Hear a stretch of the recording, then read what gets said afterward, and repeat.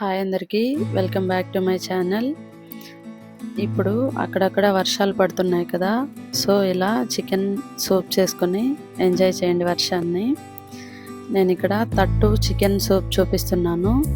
ఇందుకోసం ఫస్ట్ మనకి జీలకర్ర, మిరియాలు, దాల్చిన చెక్క కొద్దిగా, ఒక 2-3 లవంగాలు తీసుకొని డ్రై రోస్ట్ చేసుకొని అలా పౌడర్ చేసి పెట్టుకోండి. తర్వాత జింజర్, గార్లిక్ తీసుకొని కచ్చాపచ్చాగా ఇలా దంచి పెట్టుకోండి. తర్వాత ఆనియన్ కూడా కచ్చాపచ్చాగా దంచి పెట్టుకోండి. అలానే ఒక హాఫ్ టొమాటో కావాలన్నమాట. చిన్న టొమాటో తీసుకొని అందులో ఒక హాఫ్ ముక్క తీసుకోండి, సరిపోతుంది. ముక్కలుగా కట్ చేసి పెట్టుకోండి, అదేం దంచక్కర్లేదు. నెక్స్ట్ చికెన్ కూడా కచ్చాపచ్చాగా దంచి పెట్టుకోవాలన్నమాట. ఈ సూప్కి నాటుకోడి చికెన్ అయితే చాలా బాగుంటుంది. నాకు నాటుకోడి దొరకలేదు, సో నేను దొరికిందే చేస్తున్నాను అనమాట. మీ దగ్గర అవైలబిలిటీ ఉంటే అదే యూజ్ చేసుకోండి. ఇప్పుడు కుక్కర్ పెట్టుకొని అందులో కొద్దిగా బటర్ యాడ్ చేసుకోవాలి.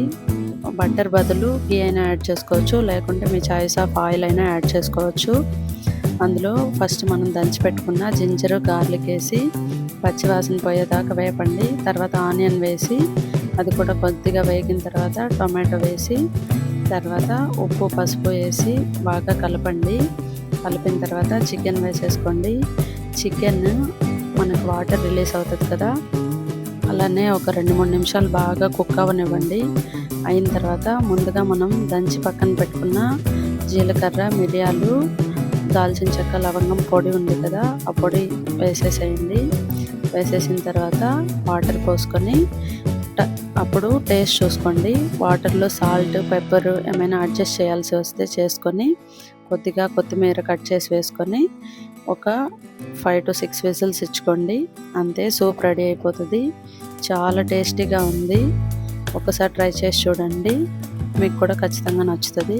Thank you for watching. Please like, share and subscribe to my channel.